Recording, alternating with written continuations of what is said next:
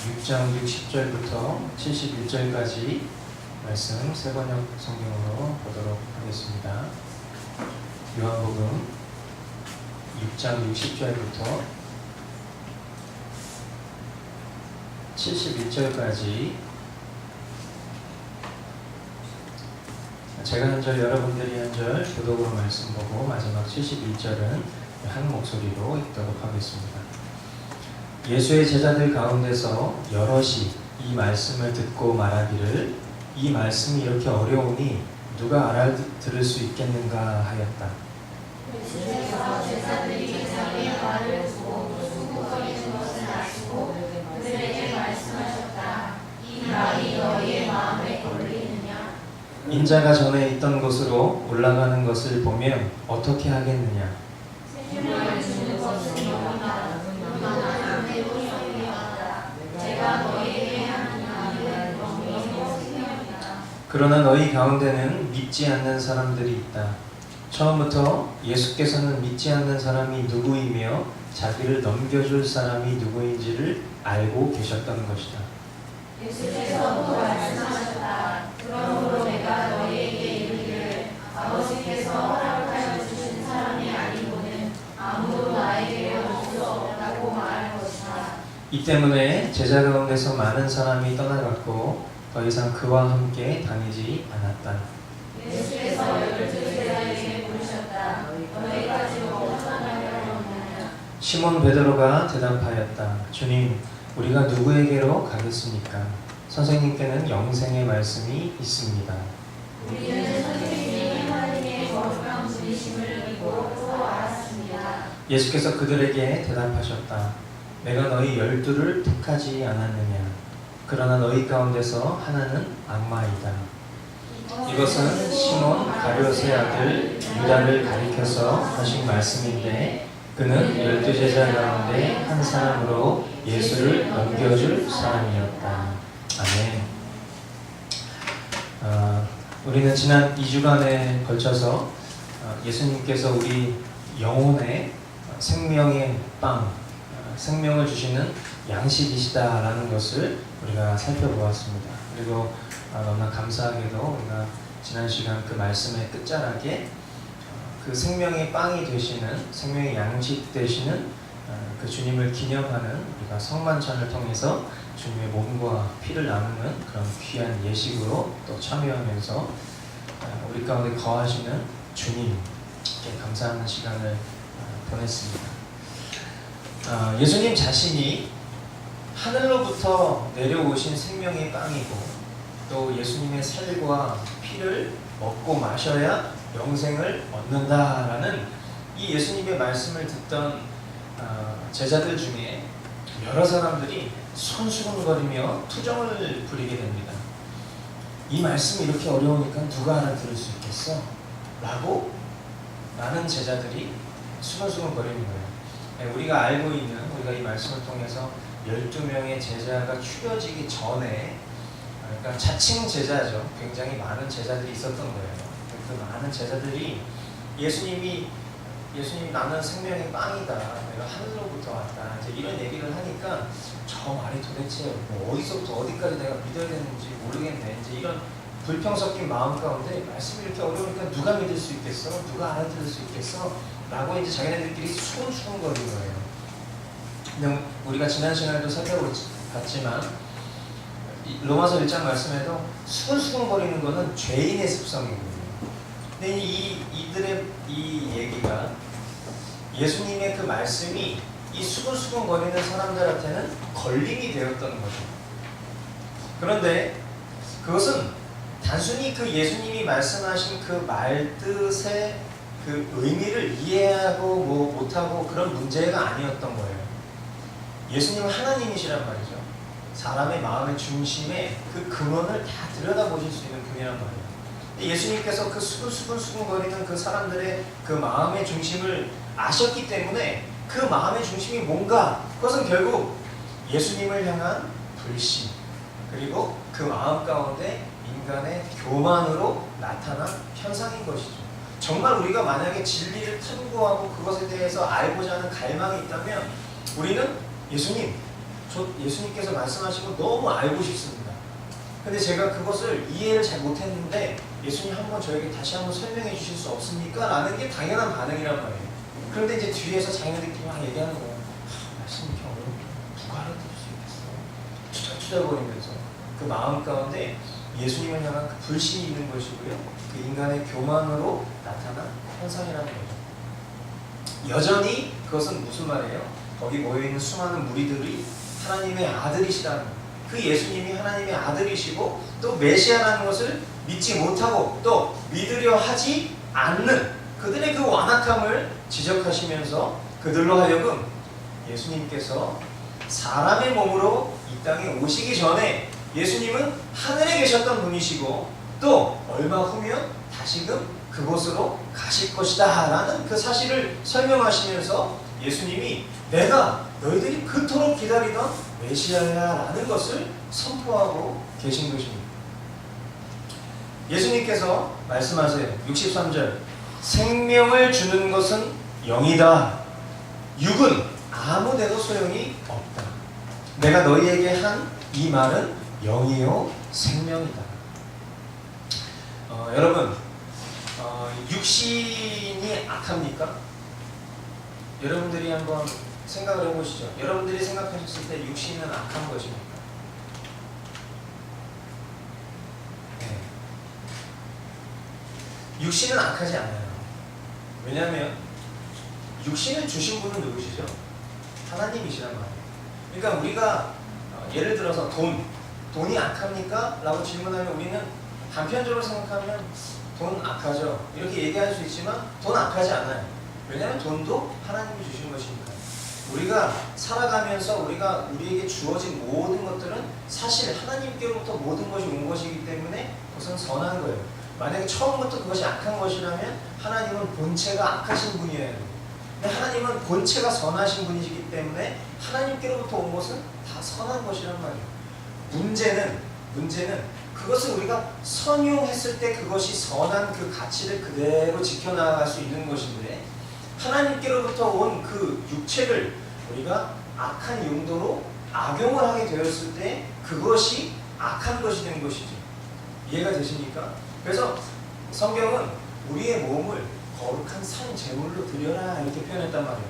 그러니까 하나님께로부터 왔으니 거룩하게 구별되게 그것을 잘 보존해서 그것을 하나님께로 드려라.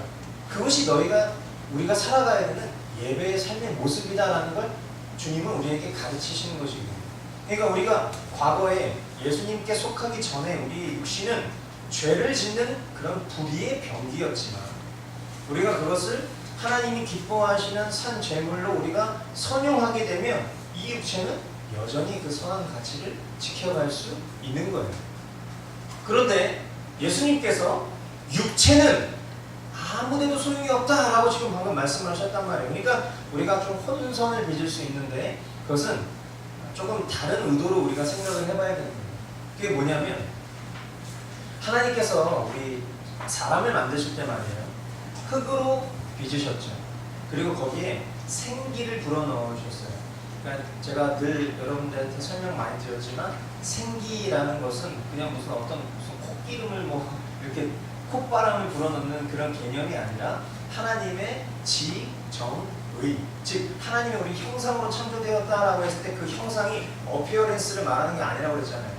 하나님의 그 지, 정, 의, 하나님의 그 전인격을 하나님이 창조하신 그 피조물된 인간에게 불어넣어 주셨다라는 거란 말이에요. 그렇게 흙 조각일 수밖에 없었던 우리를 그렇게 하나님의 형상을 닮은 하나님의 형상의 피조물로 우리를 산자가 되게 해주신 거란 말이죠. 그런데 중요한 것은 결국 흙으로 우리가 만들어졌지만 결국 우리는 흙으로 돌아갈 육신의 몸을 가지고 있는 거예요. 육신은 결국 썩어 없어질 유한한 것이라는 거죠. 그런데 연약한 우리는요 그런 것을 다 알아요. 그런데 그럼에도 불구하고 어떻게 하면 내가 이 땅에서 좀 호의호식할 수 있을까? 어떻게 하면 이 육신을 통해 내가 쾌락을 추구할 수 있을까? 늘 고민하며 사는 존재라는 걸 주님은 아셨던 거예요. 그렇기 때문에 그런 우리로 하여금 너희들이 맨날 그렇게 너희들의 호의호식과 너희들의 잘 먹고 잘 살고 너희들이 이 땅에서 쾌락을 누리고 너희들이 그렇게 원하는 그런 것들은 결국 유한한 것들이야. 하지만 그런 것들은 결국 썩은 것들이라고.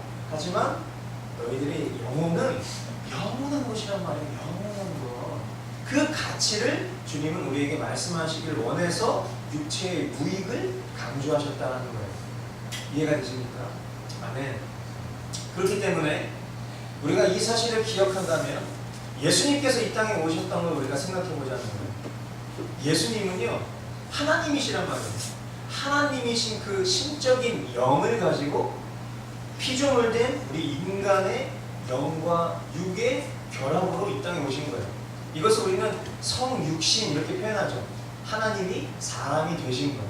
근데 우리는 영과 육으로 이루어져 있는 존재란 말이에요. 그런데 이런 영과 육으로 이루어져 있는 존재에 하나님이신 예수님의 그 신적 능력이 결합이 된 존재로 우리 가운데 오신 것이란 말이에요. 그런 존재가 이 땅에 있습니까? 그런 존재는 이 땅에 없단 말이에요. 그런 존재가 우리 가운데 오셔서 우리를 대신해서 죽으신 거예요. 인간이 인간을 위해서 죽는 것도 굉장히 어떻게 보면 귀한 일이죠. 그런데 그것은 그 영원한 생명을 좌지우지해 줄 수 있는 능력은 없는 거예요. 왜냐하면 그냥 불완전한 인간이니까. 그런데 불완전한 인간의 몸에 하나님이 오신 거예요. 그리고 그 인간의 몸을 입으셔서 온 인류의 죄를 대속하시기 위해서 십자가에서 죽으신 것은 하나님 편에서는 그 영원히 사망으로밖에 갈 수 없었던 그 존재를 영원한 생명으로 바꿀 수 있는 능력이 되시는 거란 말이에요. 그러니까 예수님이 인간의 몸으로 오셔서 십자가에 죽으신 것을 우리 되게 그냥 그래 하나님이 그렇게 하셨다고 하니까 그냥 믿어야지 그걸 어떻게 내가 이해를 다 할 수 있겠어 이렇게 생각할 수 있는데, 우리가 지난 시간에도 우리가 예수님의 그 찢기신 몸과 피를 먹는다라는 거 그거 진짜 막 먹는 겁니까? 아니죠. 우리가 무엇을 먹으면 이거 피가 되고 살이 되는 거야 라고 이렇게 얘기하는 것처럼 우리가 그것을 기념하고 우리가 그것을 먹었을 때 마치 그 예수 그리스도께서 우리의 심령 가운데 피가 되고 살이 되셔서 우리 가운데 함께 하신다는 것, 내가 그리스도와 함께 존재하는 존재가 된다는 것을 말씀하신 것처럼 마찬가지로 예수님께서 성육신하셨다라는 이 개념은 우리는 다 이해할 수 없을 수 있어요. 하지만 인간이 인간을 위해서 죽는 것은 영원한 생명의 결정지을 수 없는 거란 말이에요. 근데 인간을 창조하시고 영원한 생명을 좌지우지하실 수 있는 그 하나님이 인간의 몸을 입고 오셔서 인간을 위해서 대신 죽으셨다. 이것은 하나님의 룰이 될 수 있다는 거예요. 그것이 우리의 죄를 사할 수 있는 하나님의 법칙이다라는 것이죠. 창조주가 피조물을 위해서 죽는다. 이것은 무한한 가치입니다. 무한한 가치. 그런 의미에서 예수님께서 유대인들을 향해서 예수님의 말씀이 영이다. 내 말이 영이고 생명이다 라고 말씀하신 것은 말씀이 육신이 되어 오신 예수님 자신이 하나님이시다. 그래서 그 하나님이신 예수님을 믿는 자가 죽어도 살겠고 살아서 믿는 자는 영원히 살 것이다 라는 그 진리를 예수님께서 이 말씀을 통해서 선포하고 계시는 것입니다. 제가 이렇게 여러분들에게 다소 어떻게 보면 인간의 이성으로 다 이해할 수 없는 거지만 저와 여러분들은 이미 믿고 있는 진리를 제가 여러분에게 설명을 드렸어요. 제가 이미 믿고 있는 이라는 표현을 쓴 것은 저는 이게 참 신비한 거라고 생각해요. 왜냐하면 이게 머리로 다 이성적으로 이해가 되는 건 아니거든요. 그런데 그럼에도 불구하고 저와 여러분들이 이걸 믿고 있다는 건 참 대단히 감사한 일이 아닐 수 없는 거예요. 그게 주님이 나를 택하셨다라는 반증이 될 수 있다고 저는 확신해요. 그런데요, 64절, 65절 말씀을 보니까 그러나 이렇게 되어 있죠. 64절에 보니까 그러나 이렇게 써 있어요. 그러나 너희 가운데는 믿지 않는 사람들이 있다.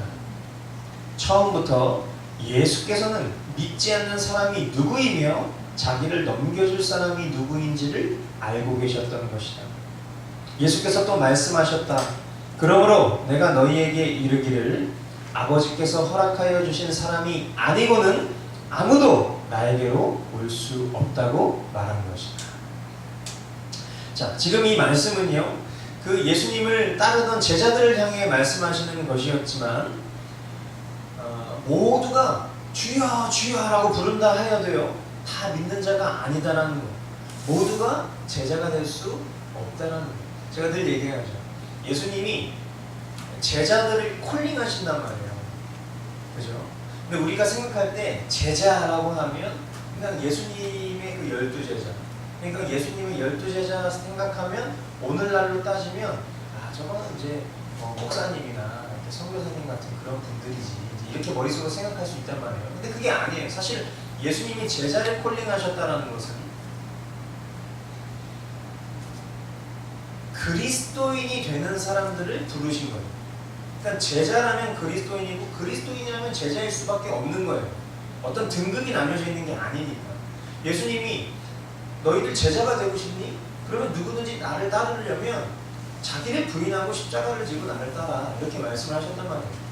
그때 이제 사람들이 예수님 따를게요. 근데 지금 제가 죄송한데 저희 아버지가 돌아가셨어요. 그래서 제가 지금 장례를 좀 치러야 되니까 조금 이거 장례 제가 치르고 그냥 예수님 제가 따라가겠습니다. 이렇게 예수님 말씀했어요.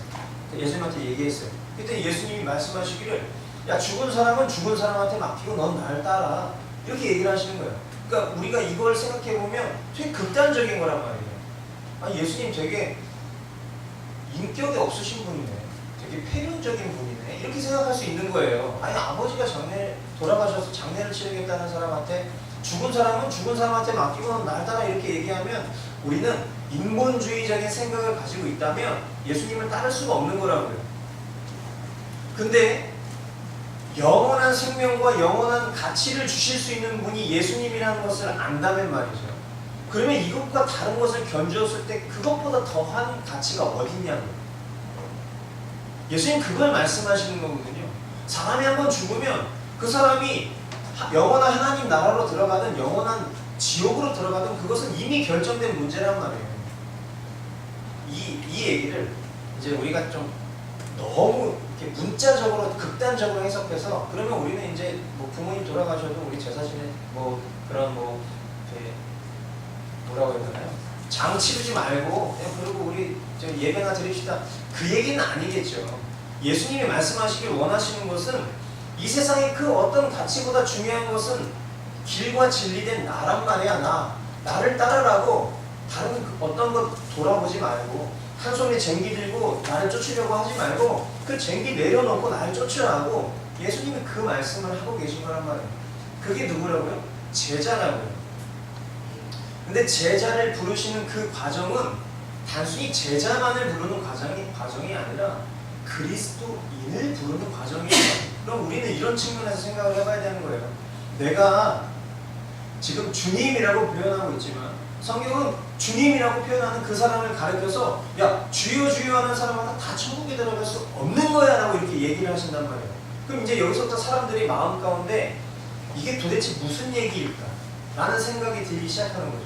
나는 주님을 주님이라고 부르고 있는데 주님은 모든 사람들이 다 주여 주여 부른다고 해서 하늘나라에 들어갈 수 없다고 이렇게 말씀하시는 거예요. 그러면 우리가 조금 지각이 있는 사람이라면 예수님이 말씀하시는 그 뜻은 이 뜻이라는 걸 알게 돼요.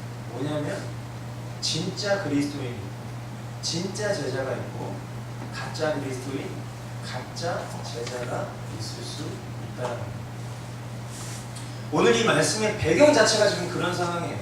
예수님의 제자라고 불리우는 수많은 사람들이 예수님과 함께 따르고 있단 말이에요. 근데 예수님이 진리를 선포하세요. 그 진리를 인간편에서 다 이해하지 못할 수 있다고. 우리는 이 피조물이니까. 창조주이신 하나님이 말씀하시는 것을 우리가 다 이해할 수 없을 수 있다고. 물론 이해가 돼서 믿는 영역들도 있죠. 근데 이해가 안 되는 것도 우리는 주님이 믿음을 주시면 믿을 수가 있는 거예요. 그런데 사람들이 그 마음 가운데 교만함이 있어요. 그리고 하나님을 하나님으로 여기지 않는 그 인간이 주인 되고자 하는 그런 죄된 속성이 있다고요. 그러다 보니까 마음 가운데 수수근거리던 불신하는 그런 마음들이 우리 인간들이 잘하는 거 있잖아요. 야, 이해되시나? 난 도저히 믿을 수가 없겠는데, 야, 우리 이렇게 저기를 따라가다가 별로 얻을 만한 게 없을 것 같아. 이런 생각과 마음들이 들기 시작한다.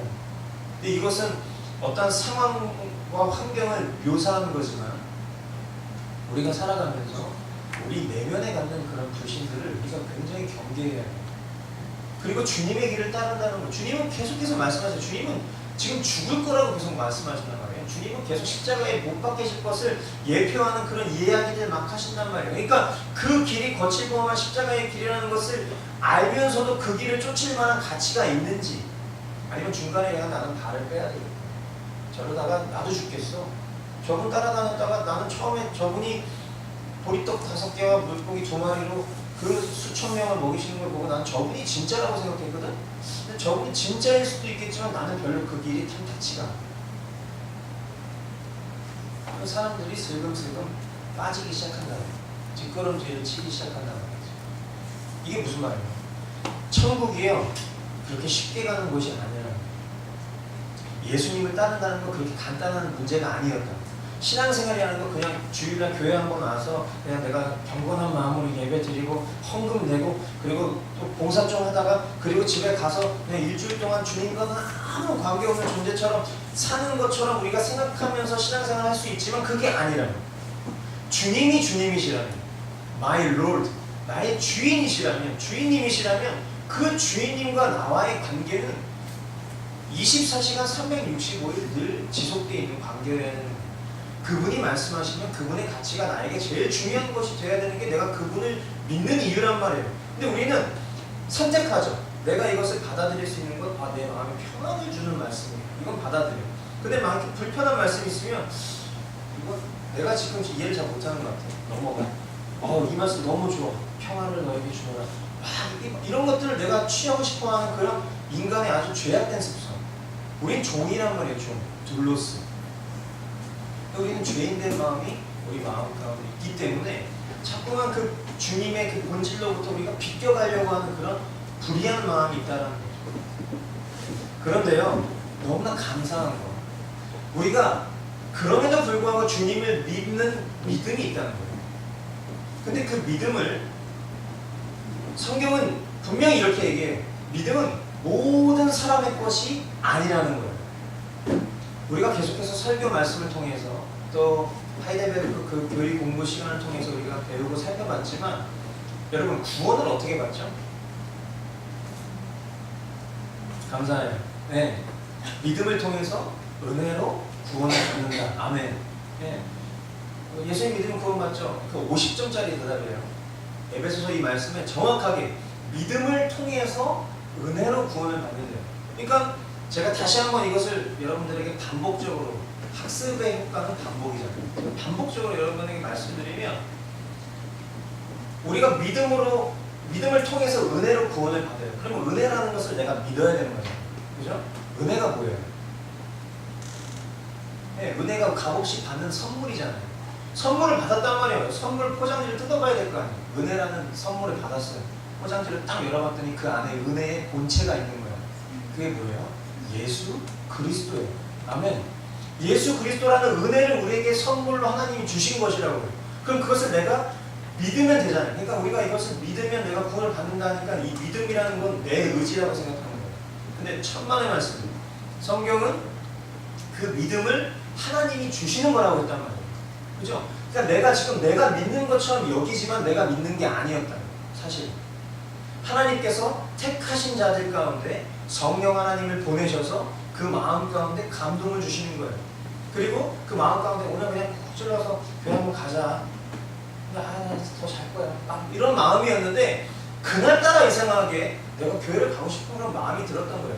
그럼 그 사람은 감정 속에서 내가 그렇게 간 거지 이렇게 생각할 수 있지만 그게 아니라고요. 하나님 편에서 하나님이 작정하신 거예요. 그래서 내가 교회를 간 거예요. 내 의지를 써서 말해요.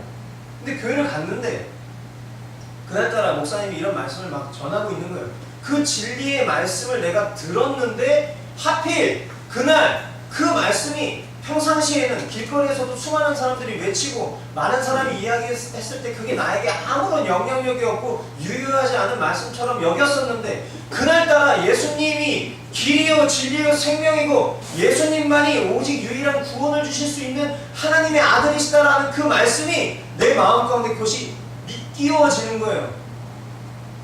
이것이 내가 살아갈 수 있는 유일한 참된 소망이구나라는 걸 그날 확인하게 된 거예요.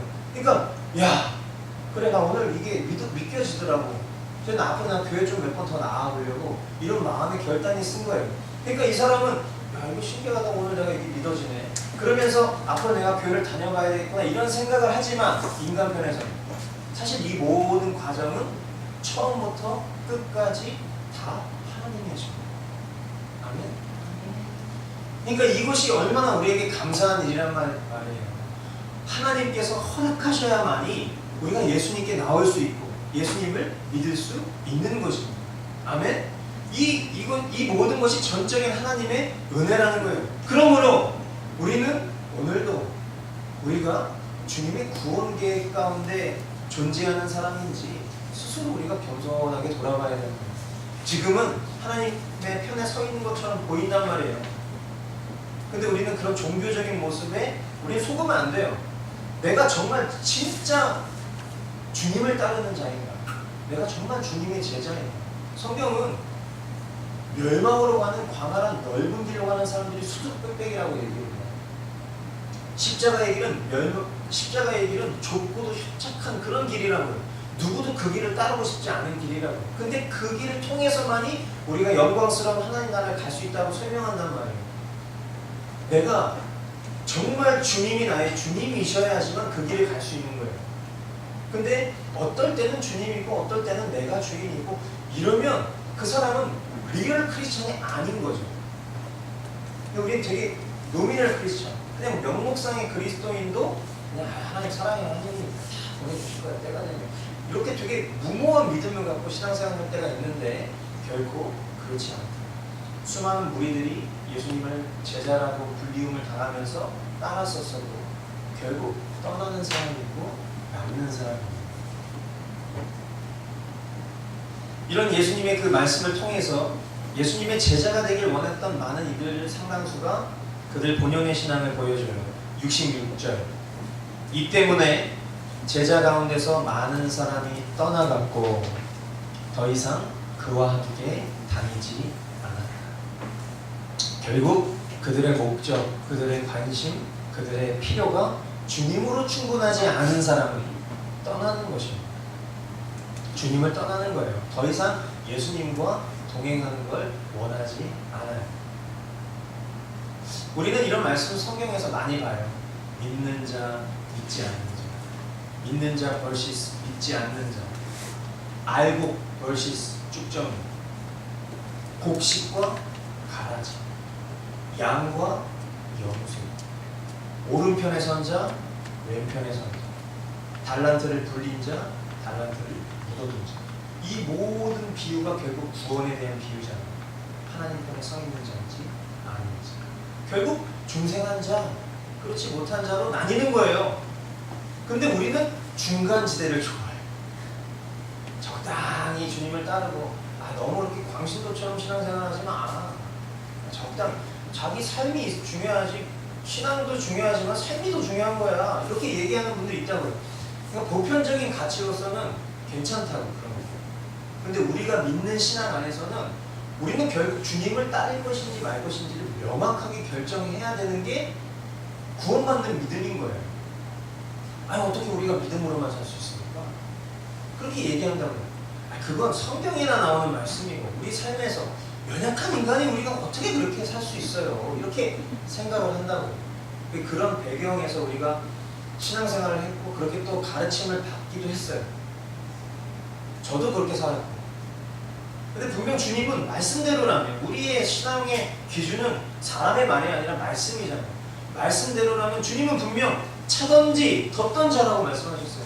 미지근하지 말라고 극단을 말씀하셨다고. 차든지 덥던지. 그러니까 극단적이다, 뭔가 이렇게 레디컬하다, 급진적이다, 이런 것들이 우리로 하여금 좀 거부 반응이 있죠. 나는 그렇게까지는 좀 하고 싶지 않은데, 그게 죄인의 속성입니다.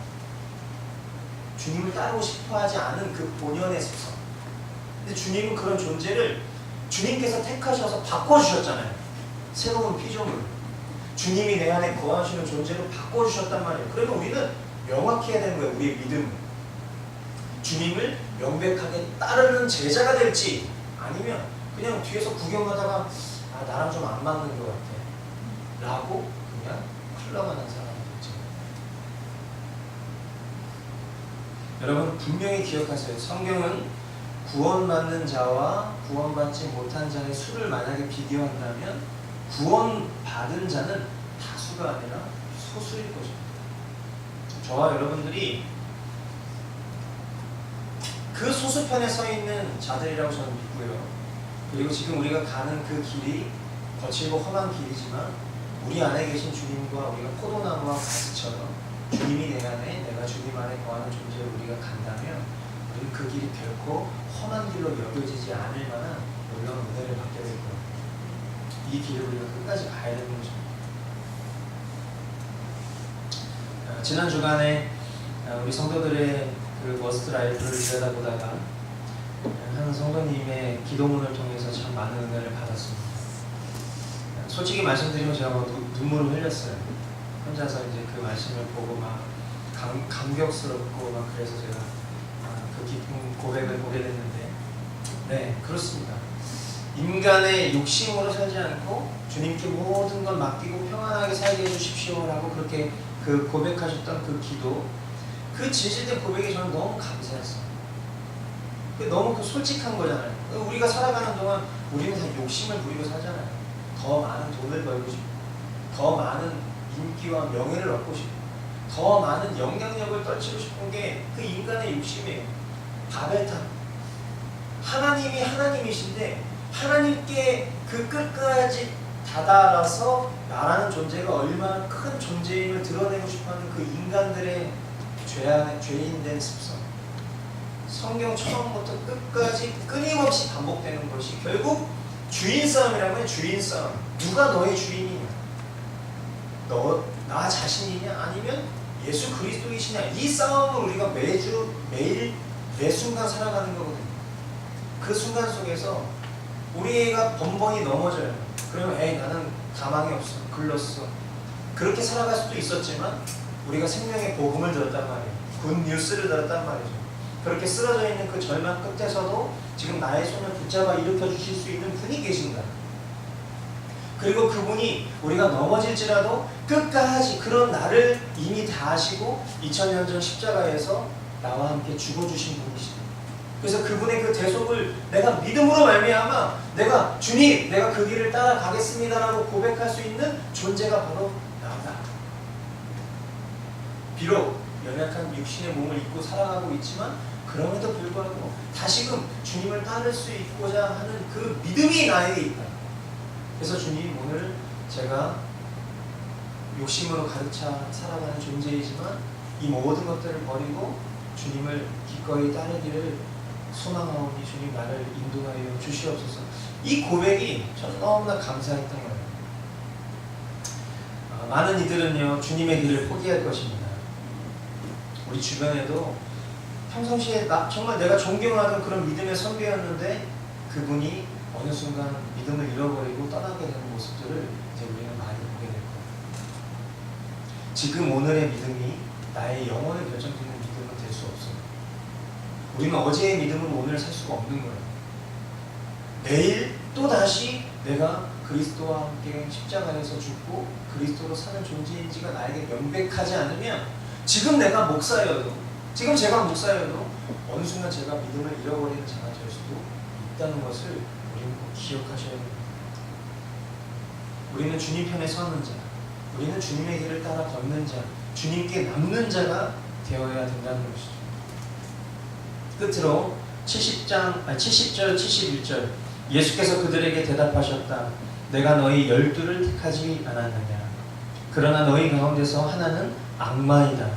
이것은 시몬 가룟의 아들 유다를 가리켜서 하신 말씀인데 그는 12제자 가운데 한 사람으로 예수를 넘겨줄 사람이었다. 악마라고 표현했어요. 악마라는 헬라어는 우리가 잘 아는 게임의 이름하고 똑같죠. 디아볼로스. 헬라어는 디아볼로스가 이제 악마라는 뜻인데 사탄이라는 것과 같은 뜻이에요. 그러니까 이제 우리가 얼마나 이런 보편적 문화 속에서 적 그리스도적인 개념을 우리가 끌어안고 사는지 이런 것들을 통하면 깨달을 수 있는 건데, 어쨌든 이 디아볼로스라는 이 악마라는 뜻은 회방자, 배신자 이런 뜻이에요. 그러니까 우리가 잘 아는 것처럼 이 가룟 유다는 예수님의 사역을 회방했고 예수님을 배신했죠. 우리는 이제 그런 생각이 드는 거야. 어떻게 그럴 수 있을까? 어떻게 그렇게 예수님을 배신할 수 있을까? 이런 생각도 들면서 또 한편으로는 아니 어떻게 그런 일을 주님은 다 아시고도 모든 상황들을 수긍하셨을까? 이런 생각이 드는 거예요. 인간의 제한된 죄는 다 할 수 없지만 분명한 것은 가룟 유다의 배신은요, 하나님의 뜻도 거역할 만큼 인간의 완악함과 죄성이 참 심각하다는 것입니다. 하나님의 은혜가 아니고서는 아무도 구원받을 수 없다라는 것을 깨닫게 해주시는 사건이라고 저는 생각합니다. 하나님 우리에게 자유의지라는 걸 주셨잖아요. 그렇죠? 그래서 우리가 얼마든지 선용할 수 있었다는 거예요. 근데 그 마음이 간팍하고 완악한 거예요. 그러니까 처음부터 예수님을 배반할 마음이 있었어요. 왜냐하면 그 사람의 마음의 중심은, 그 사람의 주님은 돈이었고요. 그렇잖아요. 결국 돈 주고 팔아버리고, 결국은. 근데 저는 이렇게 생각해요. 결국 그럴 존재는 아닐 수도 있다고 생각해요. 왜냐하면 우리가 하나님의 그 뜻, 하나님의 계획을 이해할 때 항상 제가 얘기하는 그 관점이 있잖아요. 알파와 오메가, 크로노스와 카이로스. 우리의 선택이 하나님의 시간 속으로 종속되는 개념이란 말이죠. 그럼 우리는 분명히 우리에게 주어진 선택을, 바른 선택을 할 수 있는 의지가 있다고 해요. 근데 그걸 안 하는 거예요. 그러니까 그게 결국 하나님 편에서 보면 그 사람은 구원받지 못할 존재였다라고 정의를 짓는 사람이 되는 거예요. 그 마음의 강팍함을 풀었었습니다. 그 마음의 물질에 대한 그 정욕을 떨쳐냈었으면 참 좋았을 텐데, 그 모든 것들을 이미 다 아시는 하나님도 그것을 다 수긍하고 기다려주셨던 거예요. 오늘, 지금 저와 여러분의 믿음의 실제가 주님 편에 있고, 또 혹 믿음이 연약하여도 말씀을 통해 깨닫는 은혜를 경험하고 주님 편에 설 수 있는 기회를 여러분들이 지금 얻고 계신다라는 것을 감사하시는 우리 모든 성도님들 다 되시길 바랍니다. 아멘. 말씀을 맺겠습니다. 오늘 말씀을 제목을 통해서도 우리가 결론 낼 수 있는 것처럼 믿지 않는 자와 믿는 자, 즉 떠나는 자와 남는 자의 차이를 우리가 확인한 말씀이었어요. 믿는 자는 어떤 사람이었죠? 예수님께서 하늘로부터 내려오셨다는 사실, 즉 예수님이 하나님께서 보내신 메시아 그리스도이시다라는 것을 믿는 사람인 거죠.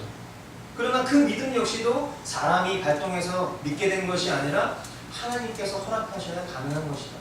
오늘 지금 우리가 그 믿음 안에 있음을 감사하고 겸손하게 우리의 믿음을 주님 앞에 온전히 드리면서 우리가 주님 편에 있기를 소망하는 사람들이 되어야 된다. 그러나 겉보기에 예수님을 따르는 것처럼 보이는 사람들이 있어요. 하지만 실제로는 그 내면에 예수님을 믿지 않는 사람들도 분명히 있을 수 있다는 걸 우리가 기억해야 된다는 거예요. 그들의 특징은 예수님의 말씀을 멀리하는 거죠. 그렇기 때문에 무지해요. 말씀을 모르니까. 그럼 어떻게 돼요? 말씀이 어려워. 그러면 수근수근거리는 특징을 갖는 거예요. 그럼 겉보기에는 단순히 무지한 것처럼 보일 수 있지만 실제로는 그 마음이 주님에 대해서 알고 싶어서 있는 거예요. 그죠? 그 사건들을 통해서 우리가 이런 로드맵을 볼 수 있는 거예요. 그러면 우리는 그것을 비껴가면 되는데 자꾸 거기로 가려고 해요. 그러면 안 돼요. 예수님이 하나님이시라는 걸 믿지 않아요. 그러니까 예수님을 사랑할 수가 없는 거예요. 그러니까 그런 행동을 보인다는 거죠. 겉으로 종교성이 있어요. 교인처럼 보여요. 때로는 직분을 받을 수 있어요. 하지만 결국 그런 믿음은 예수님을 떠나갈 수 있는 믿음이 될 수 있다라는 걸 기억하시란 말이에요. 그리고 결국 디아볼로스, 결국 배신하고 회방하는 존재가 내가 될 수도 있다는 것을 우리는 두렵고 떨리는 마음으로 오늘 하루를 살아야 되는 거예요. 그래서 주님을 경외함으로 라는 표현을 우리가 쓰는 것은 하나님을 경외함으로 내가 정말 주님의 은혜를 받고 살아가는 그런 자인가? 만약에 그렇지 않다면 주님, 나는 주님 편에 서 있는 자가 되기를 소망합니다 라는 그런 겸손한 마음으로 오늘도 주의 말씀 앞에 서기를 원하는 사람이라는 거예요. 아멘. 참된 믿음을 가진 자라면 결코 말씀 안 볼 수 없어요. 결코 기도 안 할 수 없어요. 말씀을 깨닫고 그만큼 주님을 알아서 주님을 사랑하고 그렇게 주님이 가신 그 길, 주님 오시는 그날까지 완주하는 우리 모든 성도님들 다 되실 수 있기를 주님의 이름으로 축원드립니다. 기도하시겠습니다. 사랑하는 주님, 오늘도 우리로 하여금 십자가의 길 걷는 믿음을 허락하여 주옵소서. 여전히 세상 것에 마음 빼앗겨 평안을 누리지 못하고 바른 말씀으로 깨닫지 못하고 그릇된 신앙으로 그것이 마치 참 신앙인 것처럼 속으며 살아가고 내 만족과 유익을 위해 주님을 따르다가도 떠나갈 수 있는 연약한 우리이지만 다시금 생명의 말씀을 통해 우리 믿음의 현재를 진단케 하시고 발견케 하시고 넘어진 그 자리에서 다시금 일어나 오직 믿음으로 살아낼 수 있는 마음 주셔서 감사합니다. 그 어떠한 상황과 환경에도 흔들림 없이 믿음 잃지 않는 우리 모든 성도들 다 되게 하옵시고 이 시간 주님 앞에 나의 모든 것이 주님께로부터 왔음을 인정하며 감사의 예물을 드리오니 기뻐 받아주옵시고 우리의 삶의 주인이 오직 예수 그리스도이심을 더욱 분명히 하며 나는 죽고 내 안에 예수 그리스도로 사는 것임을 실제로 살아내는 머스트교회 될 수 있도록 인도하여 주시옵소서. 우리의 유일한 길과 생명 되시는 이름 예수 그리스도의 이름으로 기도하옵나이다. 아멘.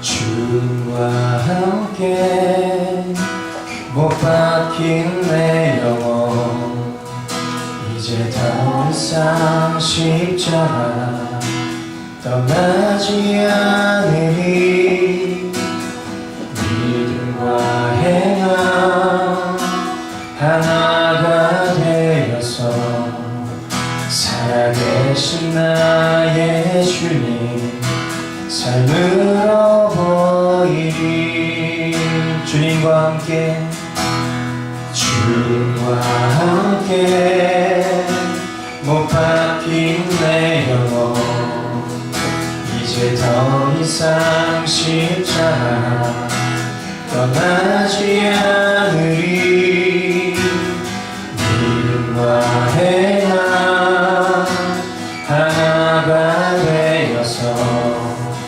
살아계신 나의 주님 삶으로 보이리 나의 유익을 구하지 않으리 나의 미래도 걱정치 않으리 사나 죽으나 내 영혼 주의 것 오직 주님만 응하소서 주의 복음을 전하게 하소서 그리스도와 함께 죽은 날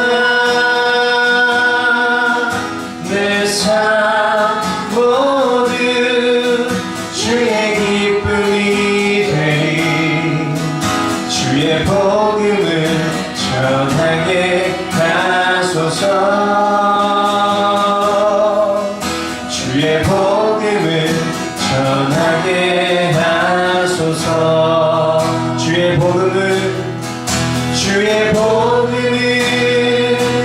전하게 하소서. 그리스도와 함께 죽은 나 내 삶 모두 주의 기쁨이 되리. 주의 복음을 전하게 하소서. 주의 복음을 전하게 하소서. 주의 복음을 전하게, 주의 복음을 전하게 하소서. 그리스도와 함께 죽은 나 내 삶 모두 주의 기쁨이 되리. 주의 복음을 전하게 하소서. 주의 복음을 전하게 하소서.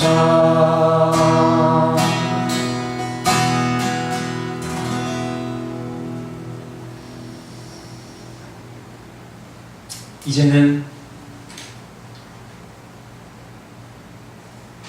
우리를 대속하시기 위해 십자가 고난을 짊어지시고 그 모든 수치와 조롱과 고통을 그리고 사망을 이기신 아들 예수 그리스도의 은혜와 그 아들을 우리에게 내어주셔서 죽이시기까지 우리를 향한 사랑을 확증하신 성부 하나님의 지극하신 사랑과 지금 이 순간에도 우리를 이 땅에 홀로 내버려 두지 아니하시고 우리의 심령 가운데 내주 역사 교통하시는 성령님의 위로가 주님을 믿지 않고 떠나는 자가 아니라 주님 편에 서서 그 길이 거칠고 험한 십자가의 길일지라도 예 주님 저는 주님 편에 남겠습니다. 그리고 영광스러운 하나님 나라를 소망하겠습니다 라고 다짐하는 고개 숙인 성도들 머리 위에 그들의 가정과 일터 이 나라 이 민족 세계 열방 가운데 이제로부터 영원까지 함께 있을지어다.